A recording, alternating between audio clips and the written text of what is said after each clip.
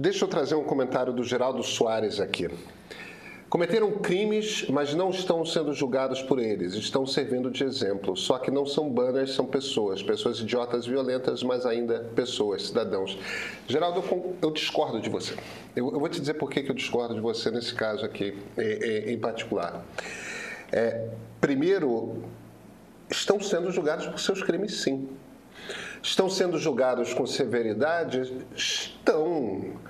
Mas, vem cá, se você não julgar com severidade quem decide em movimento, em massa, invadir as sedes dos três poderes da República e sair destruindo tudo, o que você, em essência, está dizendo para todo mundo é que gente, de vez em quando pode. Se vocês estiverem zangados, podem invadir as sedes do governo federal e tudo bem. Só que não está tudo bem. Então, nesse sentido, em parte é exemplo, aí eu concordo com você. Em parte é exemplo, sim. Mas é um exemplo necessário, cara. E aí eu vou para um ponto além, que é... Eu sempre volto para a história porque... Como jornalista, ao longo da carreira, uma das coisas que eu aprendi é que a gente faz análise melhor quando a gente conhece a história do país. A gente conhece a história do país. O Marx tem aquela frase no 18 de Brumário do Luiz Napoleão, que é uma frase que a gente repete com muita frequência, né? Que é: a história se repete como farsa. E a ideia, o que ele estava dizendo era o seguinte, que a coisa lá das comunas de Paris, a revolução que leva o Luiz Napoleão ao poder, era uma cópia mal feita da Revolução Francesa, em que a Revolução Francesa tinha sido, de fato, um troço orgânico e organizado e legítimo, porque eram, de fato, as forças da história que estavam em movimento ali. E quando acontece a confusão nas primeiras 2 décadas do século do século XIX em Paris, ali já eram as pessoas meio que com uma memória do passado, repetindo o que tinha acontecido 40, 50 anos antes. A maneira como eu entendo essa coisa de que a história se repete, porque a história se repete, é o seguinte: a gente tem uma cultura, a gente tem uma maneira como a gente interpreta as coisas. De que eu estou falando aqui? Quando a gente é criado desde pequenininho em casa, a gente sempre come feijão e arroz. E isso faz parte da cultura de ser brasileiro. E tudo quanto é pai e mãe serve num prato feijão, arroz e alguma proteína. Um frango, um ovo, ou um bife, um pedaço de porco, não importa. Esse é meio que o prato típico brasileiro. Todos nós fomos ninados bebês com essencialmente as mesmas canções de ninar. Isso faz parte da nossa cultura. E faz parte da nossa cultura certas frases feitas, entendeu? Bandido bom é bandido morto, rouba mais faz. São essas frases que a gente vai ouvindo, às vezes de pais indignados com elas, às vezes de pais dizendo esse é o único jeito de, mas o ponto essencialmente é a maneira como nós lidamos com política se dá, os nossos valores políticos se dão por coisas que ouvimos também dos nossos pais, das pessoas adultas que estão à nossa volta quando nós somos mais velhos, dos nossos professores e tudo mais. A gente vai fazendo uma composição ali. No fim das contas, o que eu estou dizendo é: política e valores políticos são também cultura.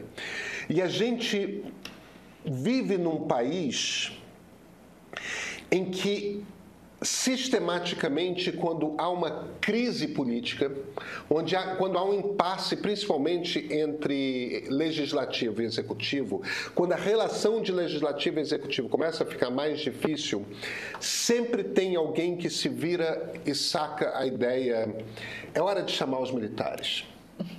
Olha, 1889 foi exatamente isso, tinha um impasse. Tinha acabado de acontecer a Lei Áurea, os fazendeiros queriam grana para serem indenizados pela propriedade, para quem só estiver ouvindo o áudio, e não estiver vendo o vídeo, eu estou fazendo o sinal de aspas aqui. Muitas aspas. Muitas aspas, mas os fazendeiros queriam ser indenizados pelo Estado brasileiro. Aquilo levou a uma crise que chama os militares, aconteceu um golpe militar dado pelo Marechal Deodoro da Fonseca. Em 1930, de novo, existia uma situação em que a Primeira República, a República Velha, estava se desmontando, tinha perdido a autoridade, tinha uma quantidade imensa de brasileiros, a gente não precisa entrar nos detalhes, mas tinha uma quantidade imensa de brasileiros que estavam questionando aquele regime. Dois generais e um almirante entraram na sala do presidente Washington Luiz, armados, e prenderam, deram voz de prisão para ele, enquanto Getúlio Vargas estava chegando do sul, passando por São Paulo, chegando ao Rio de Janeiro. Então, essas coisas acontecem sistematicamente. Quando Vargas começou a ser pressionado para convocar eleições presidenciais em 1938, estava aumentando a pressão, aumentando a pressão, aumentando a pressão. Um dia, em novembro de 1937, o Congresso Nacional amanhece cercado por quem? Por soldados do Exército Brasileiro. A gente tem esse tipo de circunstância. Getúlio Vargas deu um tiro no coração porque o Exército estava começando, em 1953, porque o Exército estava começando a se engraçar. Em 1954, tem um tanque de guerra apontando o canhão para o Congresso Nacional no Rio de Janeiro. Em 1960, quando Jânio Quadros renuncia à República, os generais começam a falar: não aceitamos João Goulart como presidente da República. Tem uma baita negociação. O ponto aqui que eu estou fazendo o tempo todo tem um momento de insatisfação, tem um momento de desequilíbrio e chamam-se os militares. E o que essas pessoas do 8 de janeiro estavam fazendo era chamar os militares. O grito que eles davam, que eles estavam falando, quando eles falavam que era festa da Selma, essa Selma, na verdade, era selva, o grito de guerra de parte do Exército Brasileiro. A gente precisa obedecer à lei. O que eles fizeram é um crime grave. Então, se eles estão sendo julgados e condenados, sinto muito que sejam pobres coitados que achavam que iam ter a chance de dar um golpe de Estado, que achavam que se eles fizessem uma confusão, eles fossem trazer o exército. Mas essa era a intenção deles. Pobres coitados, dane-se. São todos adultos que cometeram um crime, eles tinham perfeita ciência de que você não pode entrar numa porta que tem um cadeado. Ainda mais se essa porta que tem um cadeado é sede de um dos três poderes. Ainda mais se a gente está falando dos três poderes da República. Tem um momento que a gente tem que começar a punir para que essa cultura se encerre.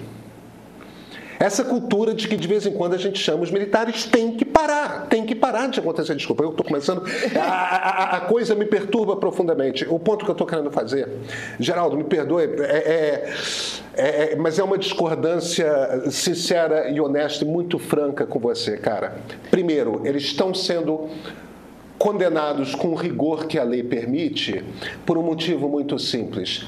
A lei permite este rigor e considera-se que esse crime é muito grave.